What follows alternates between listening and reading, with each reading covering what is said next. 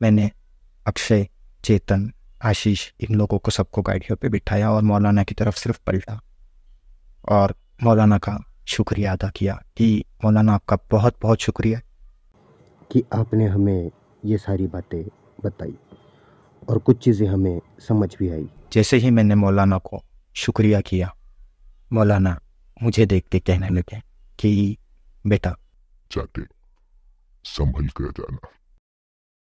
ये लाइन सुनते ही मैं दंग रह गया और अक्षय चेतन के पास देखते ही जब मैं सामने पलटा तो मौलाना वहां से गायब थे। जी हाँ, मौलाना भी गायब थे। हालांकि मौलाना अंदर मस्जिद में आए ही नहीं थे। हम लोग ही अंदर गए थे और हम लोग ही बाहर आए थे। अब मैं समझ चुका था कि मुझे करना क्या है।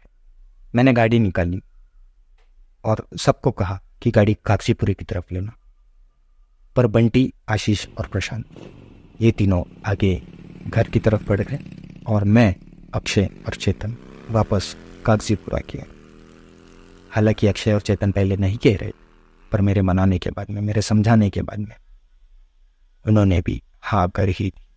अब हम लोग घाट से आगे बढ़ने लगे और जहाँ पे हमें वो बूढ़ा दिखाई दिया था वहीं पे एक ट्रक का एक्सीडेंट भी हम लोगों ने देखा। जी हाँ, एक ट्रक जो आधा घाट से नीचे था और आधा घाट के ऊपर। मुझे ये समझने में ज़्यादा देर नहीं लगी कि अगर हम लोग कम स्पीड से यहाँ पे होते तो शायद इस ट्रक के साथ साथ हम लोग भी घाट में होते। आदमी बुरा नहीं था वो, पर तुम लोगों के पीछे अचानक ऐसे क्यों भागा, ये सोचने वाली बात। हम लोग घाट क्रॉस कर कागजीपुरा पहुंचे। कागजीपुरा पहुंचते ही मैंने एक बीड़ी का कट्टा एक माचिस टपरी से ली और वो माचिस बीड़ी का कट्टा लेकर जाकर वही चबूतरे पे रख दी। मैं सोच ही रहा था कि ऐसे कैसे कोई इंसान इतना डर जाता है कि सीधे मौत ही आ जाती। पर वो आखिरी बीड़ी, वो आखिरी दम जिसके लिए वो तड़प रहे थे, उनकी रूह को सुकून नहीं मिल रहा था बिना वो आखिरी बीड़ी खत्म किए। जी हाँ, अब मैं उन्हें वो दे चुका था। बीड़ी देने के बाद मैंने, अक्षय ने, चेतन ने हाथ पैर धोए और शुक्रिया कहा। वहाँ से हम लोग घर के लिए निकल गए। चेतन को मिल्क कॉर्नर और अक्षय को गर्म पानी उसके घर पे ड्रॉप करने के बाद मैं माड़ा कॉलोनी मेरे घर के पास में आ गया। अब मुझे काफ़ी बेहतर महसूस हो रहा था। जी हाँ, काफ़ी अच्छा लग रहा था कि मैंने कुछ अलग सा काम कर दिया है। अब मेरी आंखें भी बंद होने लगी थी, नींद भी काफ़ी आ रही थी। मैंने पार्किंग में अपनी गाड़ी लगाई और घर की तरफ बढ़ा। पहला फ्लोर क्रॉस हुआ और मैंने जीने से नीचे अपनी गाड़ी की तरफ देखा, क्योंकि मेरी गाड़ी के पास एक छोटा सा बच्चा जो शायद 10 से 12 साल का होगा वो खेल रहा था। मैंने और गौर से देखा तो मेरी बोलती ही बंद हो गई।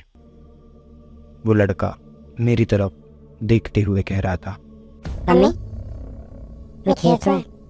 मुझे कुछ नहीं समझ रहा था, पर मुझे डर इस बात का नहीं था कि वो मेरी तरफ देख रहा था।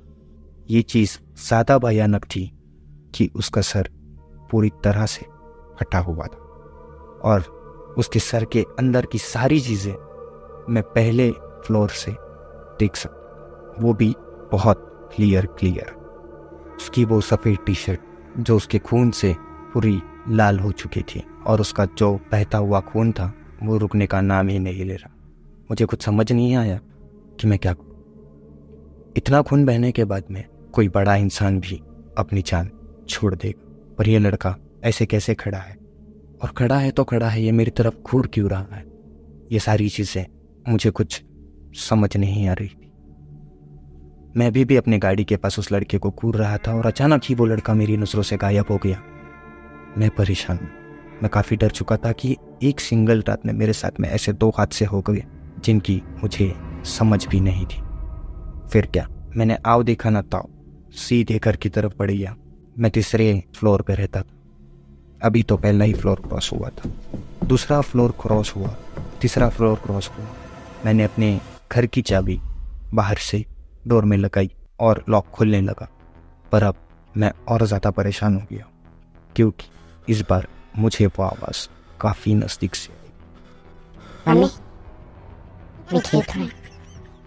अब वो छोटा बच्चा जो मेरी बिल्डिंग में मेरे पीछे तक आ गया था, वो कहीं बाहर से मेरे साथ में आया था या वो यहीं पे था, पर हम लोगों को पता नहीं। शायद ऐसा हो सकता है कि वो यहीं पे था, या फिर शायद ऐसे भी हो सकता है कि वो कहीं बाहर से मेरे साथ में आया था। इन सारी चीज़ों का जवाब मैं आपको ज़रूर दूंगा, बस बने रहिए मेरे साथ। जी, मैं सूरज।